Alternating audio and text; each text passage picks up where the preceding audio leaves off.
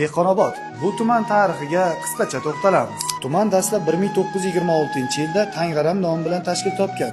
Bu so'zning ma'nosi tang, ya'ni tor, ensiz joy degan ma'noni bildiradi. Qaram so'zining ma'nosi esa muqaddas joy, ziyoratgoh, ya'ni Tang'aram so'zining ma'nosi dara hududidagi ziyoratgoh degan ma'noni bildiradi. 1935-yildan Dehqonobod deb nomlandi. Dehqon yirik yer egasi, o'rta asrlarda esa qishloq hokimi ma'nosida ishlatilgan. Obod so'zining ma'nosi esa gullab yashnagan, obodonlashtirilgan ma'nosini bildiradi.